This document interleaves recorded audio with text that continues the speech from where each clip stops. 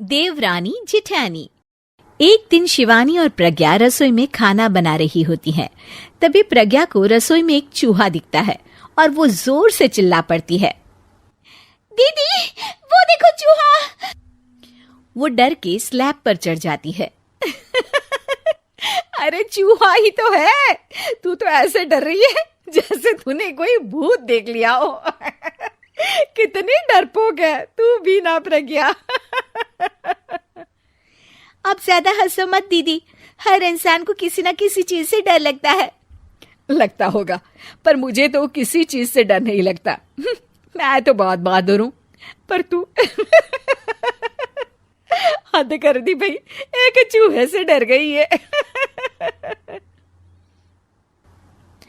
एक दिन प्रज्ञा अपने कमरे से बाहर निकल रही होती है और तभी शिवानी उसे पीछे से आकर डरा देती है।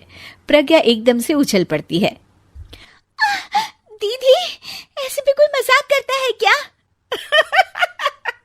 अरे जरा अपनी शक्ल तो देख, एकदम बैंगन की तरह नीली पड़ गई है। अरे मेरी देवरानी इतनी बड़ी डरपोक है, मुझे तो पता ही नहीं था। आप ऐसे चौंकाओगे तो कोई भी डरेगा ना? अरे ना, कोई बहाना अब काम नहीं आएगा। आज से ना तुम्हारा नाम है डरपोक प्रज्ञा।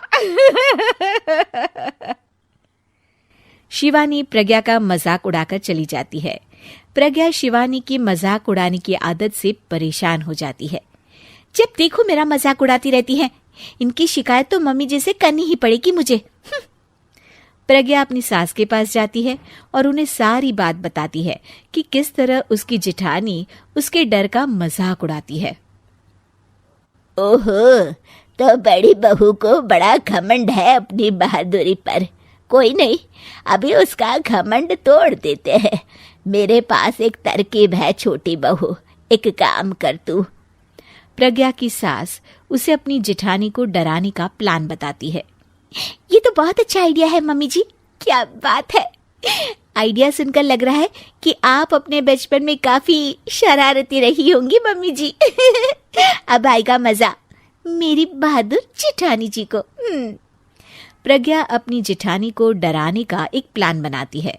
रात में वो शिवानी के पास जाती है और कहती है, दीदी मुझे ना बहुत डर लग रहा है। क्या हुआ मेरी डरपोक देवरानी? दीदी मैं छत पर गई ना तो मुझे ऐसा लगा कि कोई वहां है। ऐसा लगा जैसे मुझे कोई वहां देख रहा था, जैसे कोई साया। अरे क्या बक रही हो, तेरा वहम होगा। नहीं दीदी, आप चलो ना प्लीज मेरे साथ, मुझे तो बहुत डर लग रहा है। मेरी एक साड़ी सूख रही थी, वही लानी है। प्लीज आप चलिए ना ऊपर मेरे साथ। ओफो, चल। प्रज्ञा शिवानी को बहाने से छत पर ले जाती है और वो उसके पीछे चल रही होती है। ले आ गए हम छत पर, कहाँ है भूत, दिखा, कहीं तो है नहीं। तभी प्रज्ञा चुपके से सीढ़ियों पर छुप जाती है और शिवानी छत पर अकेली रह जाती है। अरे प्रज्ञा कहाँ चली गई? प्रज्ञा एकदम से सीढ़ियों का दरवाजा बंद कर देती है। अब शिवानी को डर लगने लगता है। मैं नीचे चली जाती हूँ। लगता है प्रज्ञा भी नीचे ही चली गई है। तभी उसके सामने एक खुले बाल सफेद साड़ी में औरत खड़ी होती है। शिवानी उस औरत को देखकर डर जाती है। हाल तू जलाल तू आई बला को टाल तू, हाल तू जलाल तू आई बला को टाल तू।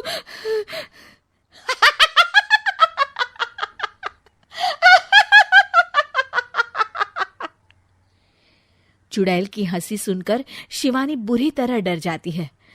नहीं, मुझे छोड़ दो, भगवान के लिए मुझे छोड़ दो। नहीं, मैं तुझे नहीं छोड़ूंगी, मैं तेरा खून पी जाऊंगी।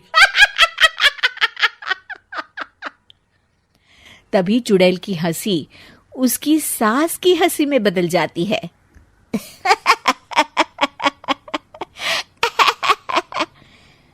मम्मी जी, ये तो मम्मी जी की आवाज है। शिवानी आंख खोलती है तो सामने उसकी सास चुड़ैल का मेकअप करके खड़ी होती है और प्रज्ञा और उसकी सास जोर जोर से हंस रहे होते हैं। क्यों मेरी बहादुर जेठानी जी, आप तो कहती थी कि आप किसी से नहीं डरती। ये तुमने अच्छा नहीं किया प्रज्ञा। और सासू माँ, आप भी इसके साथ मिलकर। और नहीं तो क्या बहू, तुम अब मेरी छोटी बहू का ऐसे मजाक बनाओगी तो मुझे तो चुड़ैल बनना ही पड़ेगा ना। प्रज्ञा और उसकी सास और जोर जोर से हंसने लगते हैं और शिवानी गुस्से में नीचे चली जाती है।